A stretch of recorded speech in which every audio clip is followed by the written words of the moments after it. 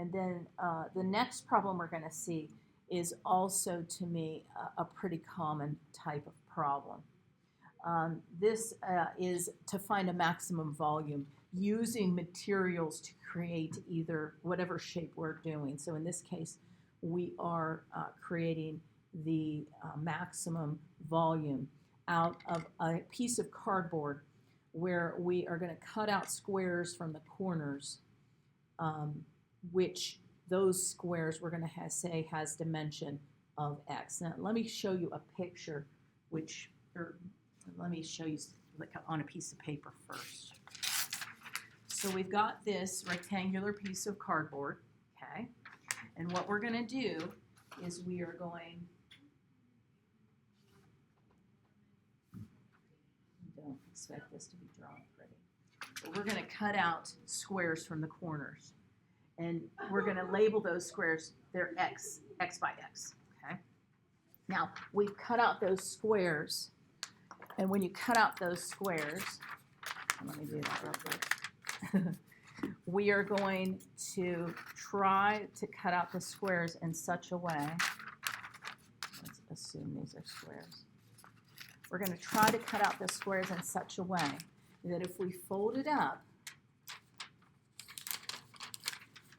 we're going to get a box without a top. Usually they say open top box. So this box problem is the problem that you're going to see in many calculus classes. And our goal is to find the, it says to what size square should be cut out to get a volume of a box with the maximum volume. Okay? So now let's think about something for a minute. If this side was the 36, so see how here they have labeled a 36, so our long side. If we have cut out an x here and an x here, what's that length? So we've cut out an x here and an x here. What's left? 36 minus 2x. 36 minus 2x, and that's what we see right there. Okay. Now let's go the opposite way. That was across here 24, but we've taken away 2 x's, right? So what's this little length right here? 24 minus 2x. That's where this comes from. So the dimensions are just logical. If I chop those things away, this box, this is now 24 minus 2x. Please excuse this interruption. Any BPA senior who is attending the field trip, please meet in the cafeteria. BPA seniors going on the trip today in the cafeteria. Thank you. So this side is 36 minus 2x. This dimension is 24 minus 2x. What's the height of the box? X. So if we think about volume of a box, volume is length times width times height, the 3 dimensions.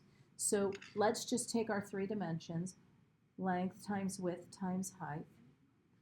In any order, multiplication is commutative. So what you think is the length could be your height and my length and width, and it doesn't matter as long as you have them all listed. And then let's go ahead and actually physically multiply those out. So we have an equation that's easy to take a derivative of. So I'm going to hold off on that. Let's do that multiplication. So I'm going to have to do 36 times 24, which is 864. 36 times 2 is negative 72x. Negative 2 times 24 is negative 48x. And then we have plus 4x squared. Now, this time I'm going to distribute the x and get a nice volume equation. So that's 4x cubed. 72 and 48 combine for a negative 120. And then that would be x squared now, and then 864. Okay, so all I've done is the multiplication. Now, remember how we find maximums. Maximums occur when we take the first derivative, right?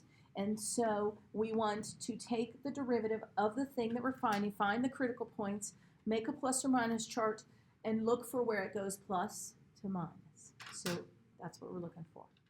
So our first derivative is 12x squared minus 240x plus 864.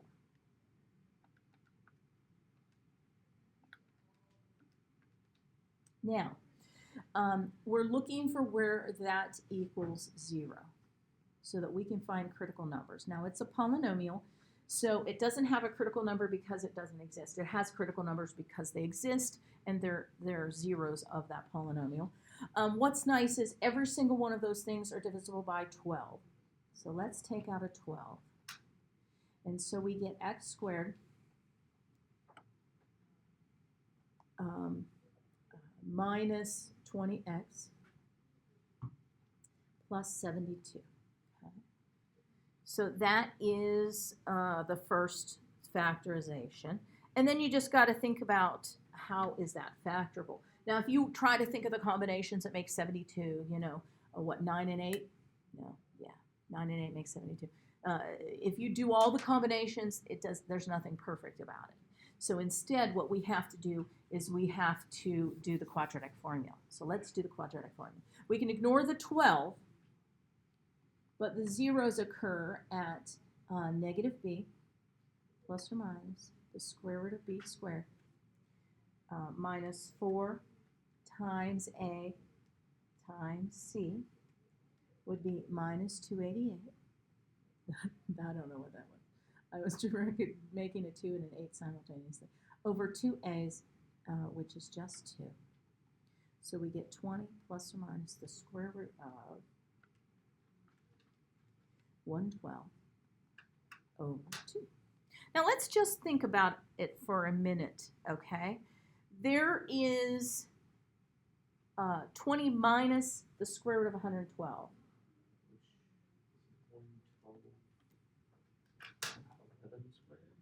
Nah, that's 140. Yeah, 121. You are. Okay. So 20 minus square root of 112 divided by 2 is roughly 4.7. And then 20 plus the square root of 112 divided by 2 is roughly 15.3. Okay, so we're going to put those two values on our plus minus chart. Okay, so let's do that. Now remember, we're plugging these back into the first derivative because we're looking for where the first derivative changes from positive to negative. Okay, so let's plug in 3, 10, and 16. Okay. Now we're plugging those into the first derivative, so we're plugging them into here. So realistically, why wouldn't you want to plug in like 1 or 0? You could, yeah, you could definitely. I mean, think about if you plugged in 0, and that might be a good choice to make. If we plug in 0, we're going to get positive 864, so we know that area is positive. If we plug in 10, let me do that.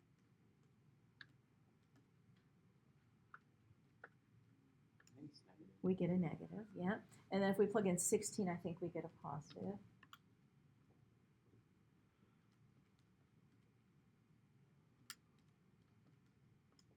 Which we get a positive. So now let's analyze what we know about the plus minus chart for our first derivative. If we are going from increasing or decreasing, 4.7 has to be a local max.